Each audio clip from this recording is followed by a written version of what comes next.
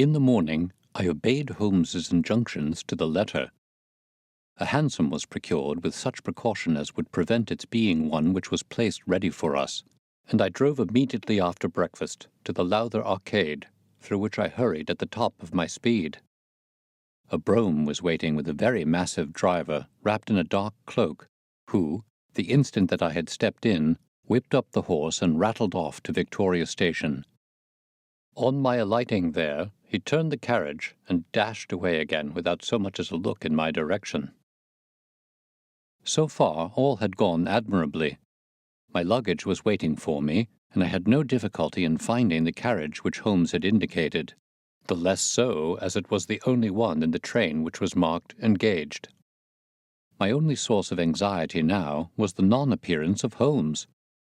The station clock marked only 7 minutes from the time when we were due to start.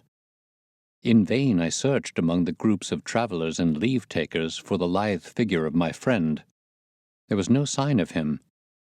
I spent a few minutes in assisting a venerable Italian priest who was endeavouring to make a porter understand in his broken English that his luggage was to be booked through to Paris.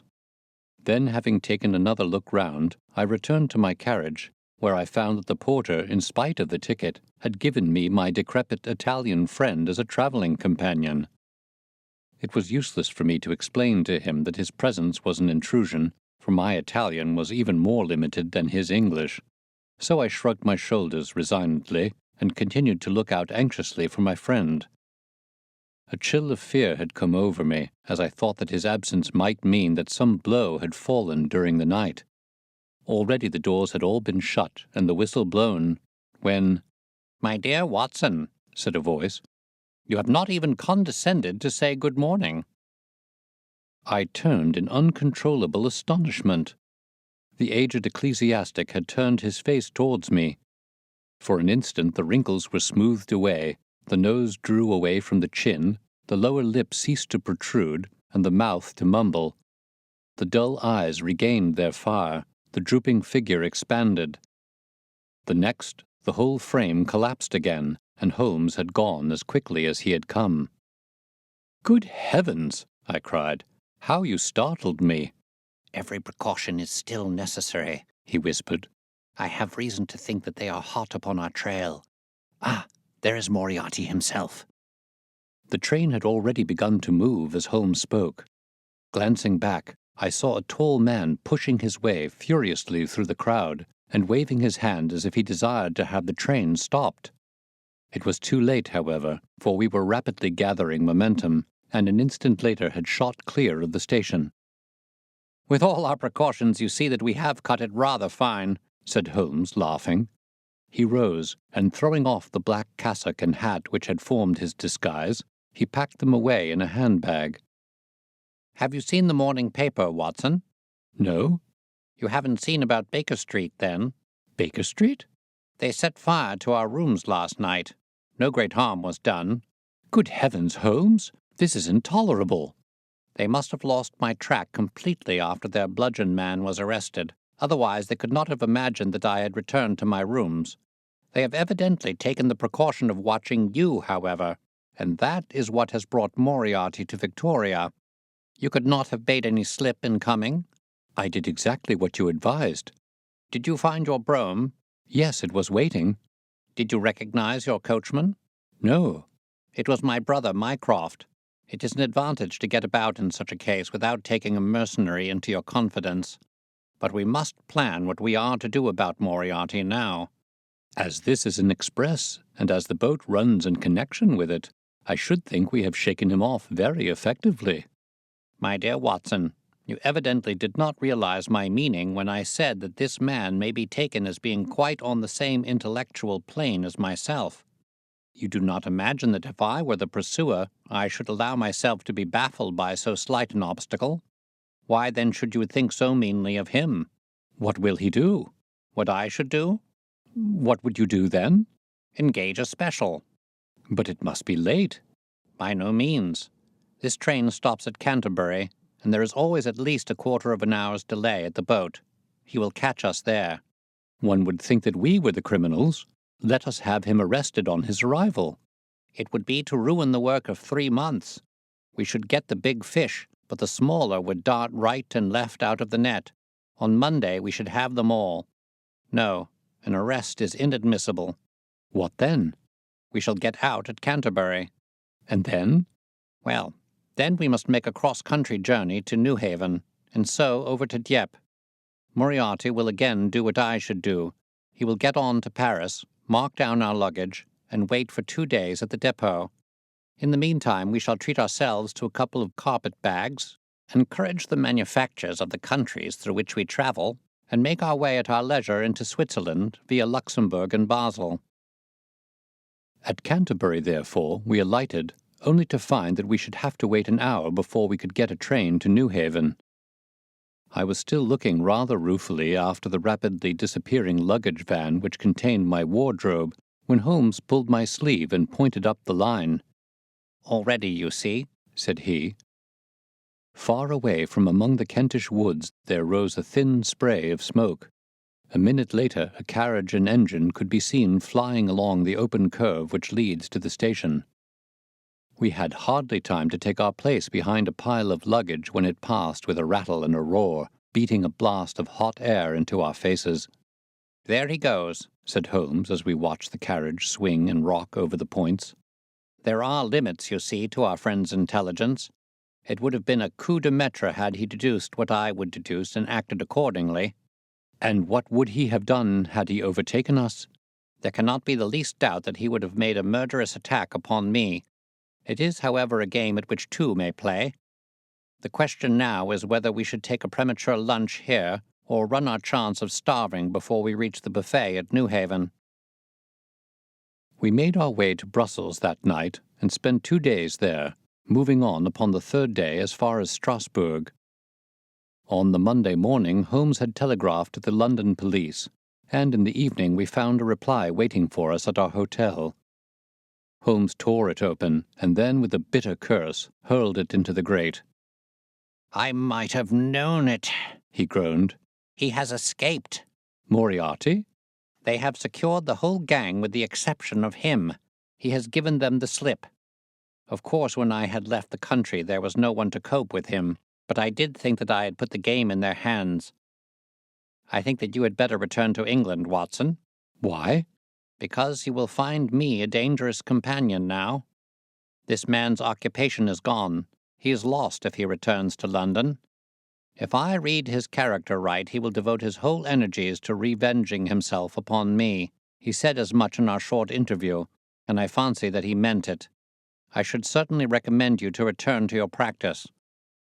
It was hardly an appeal to be successful with one who was an old campaigner, as well as an old friend. We sat in the Strasbourg salle à manger, arguing the question for half an hour. But the same night we had resumed our journey and were well on our way to Geneva.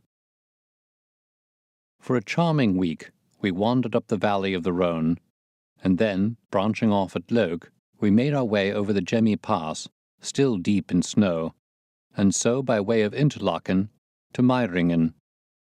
It was a lovely trip, the dainty green of the spring below, the virgin white of the winter above, but it was clear to me that never for one instant did Holmes forget the shadow which lay across him. In the homely Alpine villages or in the lonely mountain passes, I could tell by his quick, glancing eyes and his sharp scrutiny of every face that passed us that he was well convinced that, walk where we would, we could not walk ourselves clear of the danger which was dogging our footsteps. Once I remember, as we passed over the Gemmi and walked along the border of the melancholy Daubensee, a large rock which had been dislodged from the ridge upon our right clattered down and roared into the lake behind us. In an instant Holmes had raced up onto the ridge, and, standing upon a lofty pinnacle, craned his neck in every direction. It was in vain that our guide assured him that a fall of stones was a common chance in the springtime at that spot. He said nothing, but he smiled at me with the air of a man who sees the fulfillment of that which he had expected. And yet, for all his watchfulness, he was never depressed. On the contrary, I can never recollect having seen him in such exuberant spirits. Again and again he recurred to the fact that if he could be assured that society was freed from Professor Moriarty, he would cheerfully bring his own career to a conclusion. "I think I may go so far as to say, Watson, that I have not lived wholly in vain," he remarked. "If my record were closed tonight, I could still survey it with equanimity. The air of London is the sweeter for my presence. In over 1,000 cases I am not aware that I have ever used my powers upon the wrong side. Of late I have been tempted to look into the problems furnished by nature rather than those more superficial ones for which our artificial state of society is responsible. Your memoirs will draw to an end, Watson, upon the day that I crown my career by the capture or extinction of the most dangerous and capable criminal in Europe." I shall be brief, and yet exact, in the little which remains for me to tell. It is not a subject on which I would willingly dwell, and yet I am conscious that a duty devolves upon me to omit no detail. It was on the 3rd of May that we reached the little village of Meiringen, where we put up at the Englischerhof, then kept by Peter Steiler the elder. Our landlord was an intelligent man, and spoke excellent English, having served for 3 years as waiter at the Grosvenor Hotel in London. At his advice, on the afternoon of the 4th, we set off together with the intention of crossing the hills and spending the night at the hamlet of Rosenlaui. We had strict injunctions, however, on no account to pass the falls of Reichenbach, which are about halfway up the hill, without making a small detour to see them. It is indeed a fearful place. The torrent, swollen by the melting snow, plunges into a tremendous abyss, from which the spray rolls up like the smoke from a burning house. The shaft into which the river hurls itself is an immense chasm, lined by glistening, coal-black rock, and narrowing into a creaming, boiling pit of incalculable depth, which brims over and shoots the stream onward over its jagged lip. The long sweep of green water roaring forever down, and the thick, flickering curtain of spray hissing forever upward, turn a man giddy with their constant whirl and clamor. We stood near the edge, peering down at the gleam of the breaking water far below us against the black rocks, and listening to the half-human shout which came booming up with the spray out of the abyss. The path has been cut halfway round the fall to afford a complete view, but it ends abruptly, and the traveller has to return as he came. We had turned to do so when we saw a Swiss lad come running along it with a letter in his hand. It bore the mark of the hotel which we had just left, and was addressed to me by the landlord. It appeared that within a very few minutes of our leaving, an English lady had arrived who was in the last stage of consumption. She had wintered at Davosplatz, and was journeying now to join her friends at Lucerne, when a sudden hemorrhage had overtaken her. It was thought that she could hardly live a few hours, but it would be a great consolation to her to see an English doctor, and, if I could only return, etc.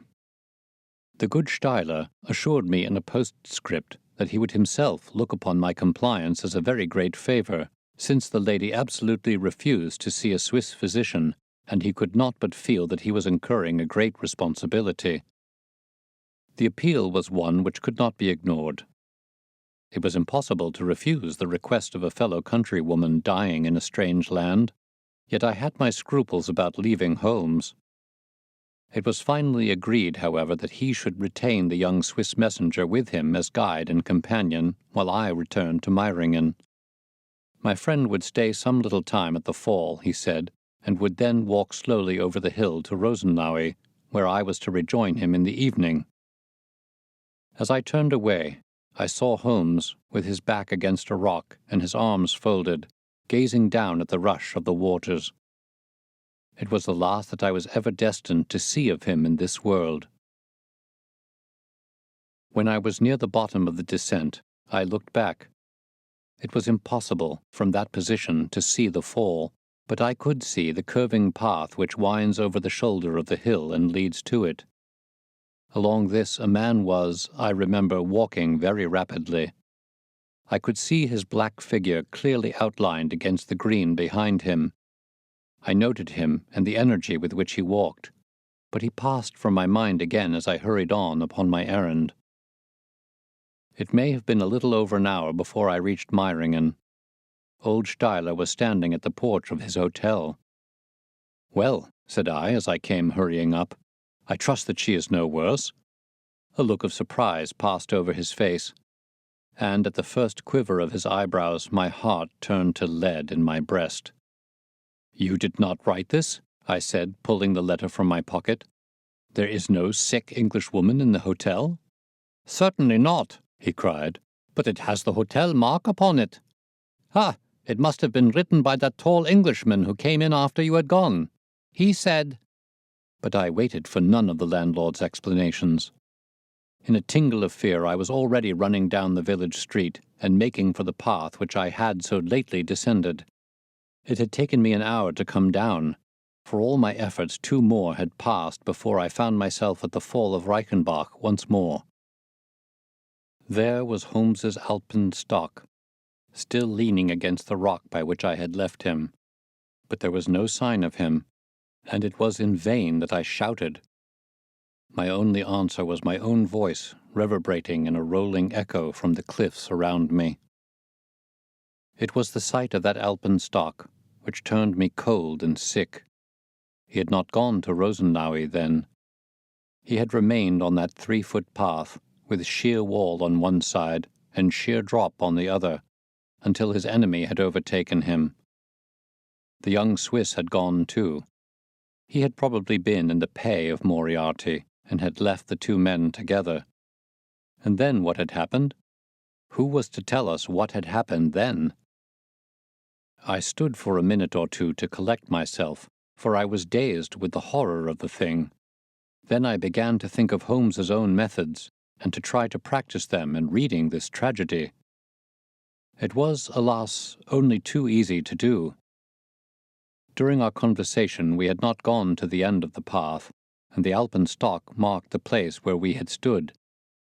The blackish soil is kept forever soft by the incessant drift of spray, and a bird would leave its tread upon it. 2 lines of footmarks were clearly marked along the farther end of the path, both leading away from me. There were none returning. A few yards from the end, the soil was all ploughed up into a patch of mud, and the branches and ferns which fringed the chasm were torn and bedraggled. I lay upon my face and peered over with the spray spouting up all around me. It had darkened since I left, and now I could only see here and there the glistening of moisture upon the black walls, and far away down at the end of the shaft, the gleam of the broken water. I shouted, but only the same half-human cry of the fall was borne back to my ears. But it was destined that I should, after all, have a last word of greeting from my friend and comrade. I have said that his alpenstock had been left leaning against a rock which jutted on to the path. From the top of this boulder, the gleam of something bright caught my eye, and, raising my hand, I found that it came from the silver cigarette case which he used to carry. As I took it up, a small square of paper upon which it had lain fluttered down to the ground. Unfolding it, I found that it consisted of 3 pages torn from his notebook and addressed to me. It was characteristic of the man that the direction was precise, and the writing as firm and clear as though it had been written in his study. "My dear Watson," he said, "I write these few lines through the courtesy of Mr. Moriarty, who awaits my convenience for the final discussion of those questions which lie between us. He has been giving me a sketch of the methods by which he avoided the English police and kept himself informed of our movements. They certainly confirm the very high opinion which I had formed of his abilities. I am pleased to think that I shall be able to free society from any further effects of his presence, though I fear that it is at a cost which will give pain to my friends, and especially, my dear Watson, to you. I have already explained to you, however, that my career had in any case reached its crisis, and that no possible conclusion to it could be more congenial to me than this. Indeed, if I may make a full confession to you, I was quite convinced that the letter from Meiringen was a hoax, and I allowed you to depart on that errand under the persuasion that some development of this sort would follow. Tell Inspector Patterson that the papers which he needs to convict the gang are in pigeonhole M, done up in a blue envelope, and inscribed Moriarty. I made every disposition of my property before leaving England, and handed it to my brother Mycroft. Pray give my greetings to Mrs. Watson, and believe me to be, my dear fellow, very sincerely yours, Sherlock Holmes. A few words may suffice to tell the little that remains. An examination by experts leaves little doubt that a personal contest between the two men ended, as it could hardly fail to end in such a situation, in their reeling over, locked in each other's arms. Any attempt at recovering the bodies was absolutely hopeless, and there, deep down in that dreadful cauldron of swirling water and seething foam, will lie for all time the most dangerous criminal and the foremost champion of the law of their generation. The Swiss youth was never found again, and there can be no doubt that he was one of the numerous agents whom Moriarty kept in his employ. As to the gang, it will be within the memory of the public how completely the evidence which Holmes had accumulated exposed their organization, and how heavily the hand of the dead man weighed upon them. Of their terrible chief, few details came out during the proceedings, and if I have now been compelled to make a clear statement of his career, it is due to those injudicious champions who have endeavored to clear his memory by attacks upon him, whom I shall ever regard as the best and the wisest man whom I have ever known.